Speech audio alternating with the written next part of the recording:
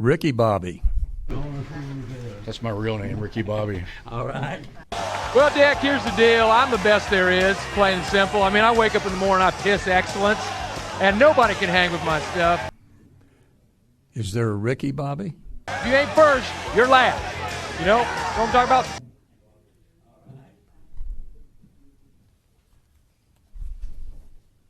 I wasn't sure if, Hello. I wasn't sure if you guys had heard yet that the fire chief tried to run me over the other night, but I guess this man, Bobby, just addressed it. But yeah, we were walking down the public sidewalk, and we were fixing to leave because we realized that the police weren't there pretty quickly because we normally film the police. We don't have a problem with the police or the fire department, but the fire department doesn't ever violate people's rights. So that's why we mainly film the police. We noticed the police weren't there, and we were getting ready to go when Chief Roy, out of nowhere, blew my eardrum and Bruce's. And yes, I was upset. I turned around. My first thought was, why would you do that? You know, there's three other options that he could have chose to do before blowing my eardrum out with an air horn. He could have, A, got his lazy ass out of the truck and said, hey, we need you to move. Can you move, please? And we would have moved. He could have rolled his window down and asked us to move or hollered at us. Or he could have honked his horn, which wouldn't have blew my eardrum out, even though it would have been rude and loud. But he didn't choose any of those options. He chose to blow our eardrums out. Not once, not twice. I think it was 4 times, Bruce? 4 times. 4 times. And what I want to know is why. The video is clear. It was intentional. It was premeditated. And it was a crime. This was not an accident. This was a crime. This was an assault because it was intentional. And I want to know, why hasn't he been arrested? Why wasn't he arrested on the scene? We showed the officers the video. Two of us were live streaming it. It live streamed directly to the internet.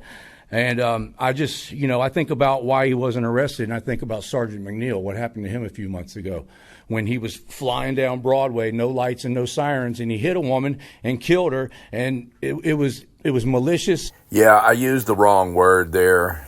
It was not malicious. I meant to say negligent, because it was an accident, but the accident was caused by Sergeant McNeil's negligence, not paying attention and not having his lights and sirens on, even though it was an accident. But there's no doubt about it, what Chief Roy did to me was no accident. It was intentional and it was premeditated. And he should have been charged, but he wasn't charged. So my question is, who are the real sovereign citizens? Is Chief Roy going to be a sovereign citizen like McNeil, or is he going to be held accountable? And that's a question. I'm not making accusations. If you guys don't arrest him or charge him, you're putting the message out that he's a sovereign citizen and he's above the law, that everybody in the city employees are above the law, and people like me don't matter. That will be the message that you guys are putting out if nothing is done about him. And, okay, the next thing I want to talk about before my time runs out is, why don't these Galveston police officers have portable breath tests in their vehicles? We're seeing all the time people getting DUIs and getting arrested, their cars towed, getting taken to the police station, and then they pass the breath test and they're not drunk. Like this woman right here. It's ridiculous. They need to have portable breath. She was on chemo for a month, and they gave her a DUI because the chemo had her balance messed up. They took her to the police station. I just obtained the body camera footage a couple of days ago. She was not drunk. And that's what happens when you're cooperative and you tell the truth with the police. They do you like they did her. Thank you very much. Okay, y'all, this really couldn't have laid out any better, because I was just talking about what happened to Dr. Claudia Hilton, and they called her name to speak right after I got done talking about what the Galveston Police Department did to her. Let's listen to her. Claudia Hilton. Claudia?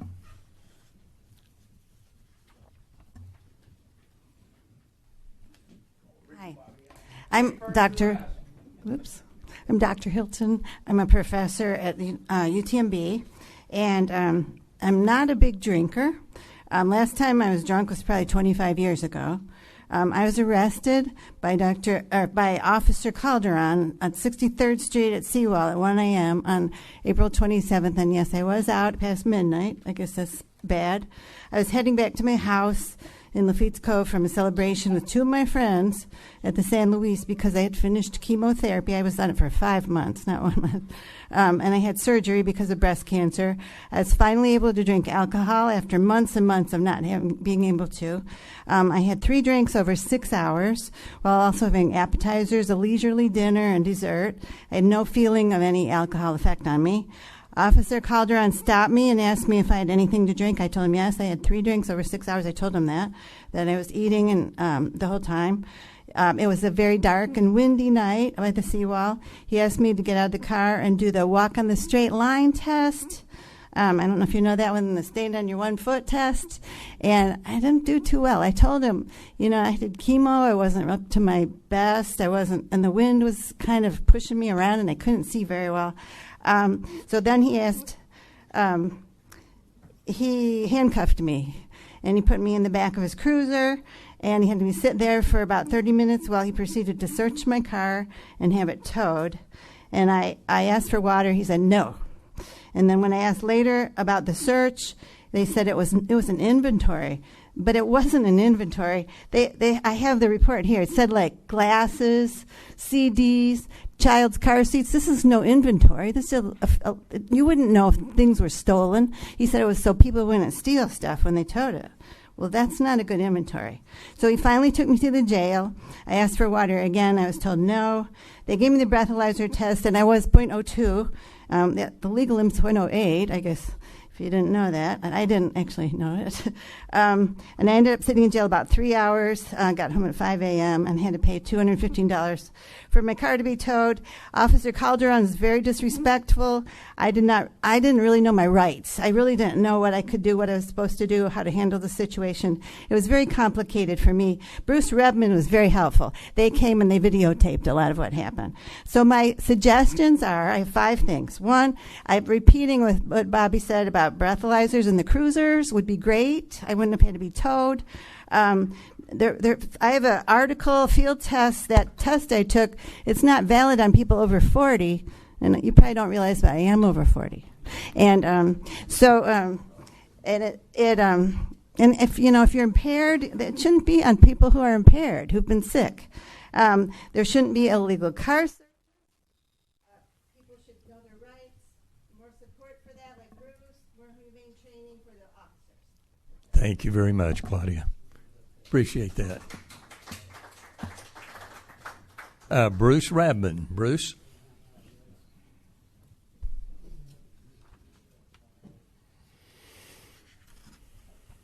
Well, hello. Hello. I've been coming to these meetings for almost 2 years now. Every meeting you come in together, and we together pledge allegiance to the flags and to the republics for which they stand. You then promptly turn your backs to them and get on to the business of running the city and the money, where to spend it, how to get it, and how to best use it for the city.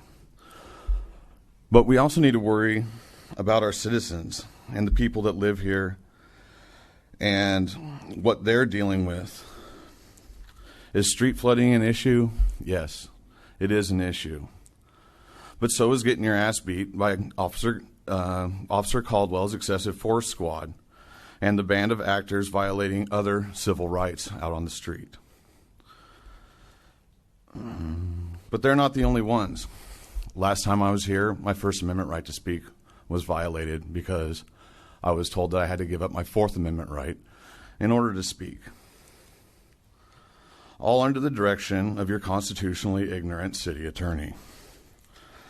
I understand that the city has business to do, but first and foremost, it's there to support the citizens living within it. We need clean streets and well-timed lights, but we also need the police and our other government actors to abide by the Constitution and the Bill of Rights in our best interest. Not use us as simply a revenue stream to support the machine that we call local government. Somebody has to stand up against these overreaches and the arbitrary $400 tickets. Someone has to pay for an attorney to not just defend against these violations, but to sue the people supporting the illegal actions and behind it. And that's me. I'm your Huckleberry. Thank you.